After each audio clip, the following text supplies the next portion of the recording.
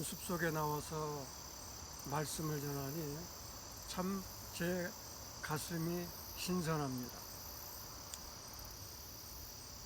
이제 다음 주부터는 우리가 하나님의 전에 나와서 예배를 드리게 됐죠. 감개무량하네요. 제 안경이 햇빛에 나오면 꺼멓게 색깔이 변해서 좀 그런데요. 오해하지 마시기 바랍니다. 제가 최근에 한국 초대 교회사를 읽게 되었는데 흥미있는 이야기거리를 거기서 발견했습니다. 1905년도 이야기인데요. 기독교 초대 시대입니다. 전북 김제에 조덕삼 장로라는 분이 금산교회를 세워서 섬겼습니다. 이 조 장로님은 미국 테이트 선교사의 전도로 예수님을 믿게 되었고요. 예수님을 믿은 후 그의 가족과 집에서 일하는 모든 권속들이 다 예수님을 믿게 되었습니다. 이 집에는 이자익이라고 하는 머슴이 살았습니다. 경상도에서 출생했고 어릴 때 부모를 여의고 매우 가난하고 어렵게 살았죠. 허기를 극복하기 위해서 그 당시에 곡창지대인 김제로 무작정 가출을 해왔는데 그를 본 조 장로께서 측은히 여겨서 자신의 집에 마부 일을 맡겼습니다. 이자익은 성실하게 일했고 예수님을 믿게 되었습니다. 조덕삼은 이자익이 자기 아들이 배우는 천자문과 한글을 어깨 너머로 배운 것을 보았습니다. 그리고 그를 깨칠 수 있도록 길을 열어주었습니다. 이자익은 성실하게 조장로의 교회를 섬겼죠. 1902년 조장로님도 이자익도 함께 세례를 받았습니다. 예수님을 믿는 사람들이 점점 많아지자 조덕삼은 땅을 헌납해서 1908년에 금산교회를 설립하게 된 것입니다.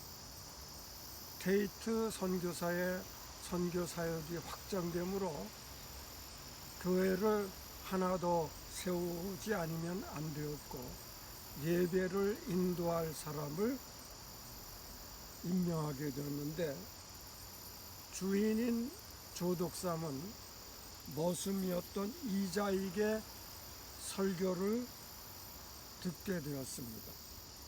문제는 1909년 장로 투표를 하는데 모두의 예상을 끊고 이자익이 장로에 선출되었습니다. 일순간 교회는 웅성웅성하고 서먹한 분위기가 되었습니다. 이때 조장로가 일어나서 성도 여러분 참 감사합니다. 저는 나이가 많아서 봉사하기 어려운데 이익자 젊은 영수가 장로로 뽑게 되어서 참 좋습니다. 우리 모두 이자익 장로를 잘 받들어서 교회를 부흥시킵시다.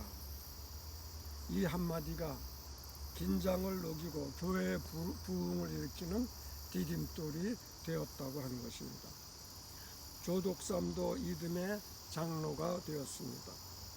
그는 이자익을 평양신학교에 보내서 목사가 되도록 하였고 1915년 자신이 세운 금산교회에 초청해서 제2대 목사로 섬기게 했습니다. 조덕삼은 자신의 머슴의 사람 됨됨이를 보고 자기의 십자가를 진 것입니다. 자기의 명예와 이익 대신에 주님의 교회의 유익을 선택한 것이죠. 하나님을 향해 나아가는 사람은 자신이 죽고 예수님이 사는 사람입니다. 진정한 신앙인은 자신을 통해서 곁에 있는 사람을 온전하게 세워주는 것입니다. 자신의 유익이나 의의를 추구하지 않고 너그러운 마음으로 하나님의 나라를 추구해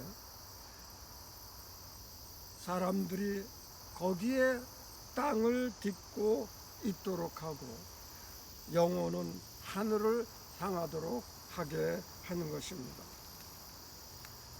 우리가 잘 아는 아브라함 이야기입니다. 하나님이 아브라함에게 복을 주셔서 그의 소유가 풍부하게 됐습니다.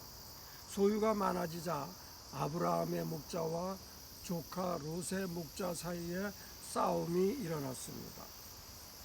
롯은 아브라함을 따라서 온 조카이기에 아브라함은 얼마든지 자신의 소유권을 주장할 수 있었지만 아브라함은 우리가 싸우지 말고 네가 먼저 네가 원하는 땅을 선택하라. 그래서 우리가 나누어 살자. 이렇게 제안을 했습니다. 사실 아브라함의 양보는 하나님에 대한 절대적인 신뢰에서 비롯된 것입니다. 하나님의 영원한 약속을 바라본 것이죠. 문제는 롯이었습니다. 삼촌이 호의를 베풀면 삼촌에게 먼저 선택권을 드려야 했는데 눈앞에 좋은 땅, 자기의 유익을 롯이 선택했습니다. 반면에 아브라함은 보이지 않는 하나님을 믿고 양보의 미덕을 보였습니다. 욕심에 사로잡혀서 잘못 선택한 롯의 일생은 이때부터 꼬이기 시작합니다. 롯의 최고의 인생 절정은 아브라함을 따라 나선 것이고 최악의 결정은 아브라함과 헤어져서 자기의 길을 좋은 땅을 보고 간 것입니다.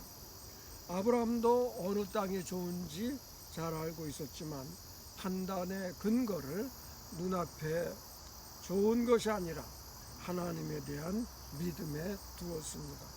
하나님이 함께 하시면 아무리 초라해도 그것이 천국이요, 하나님이 함께 하지 않으면 아무리 화려해도 그것은 광야 같은 삭막한 땅이 되어버립니다.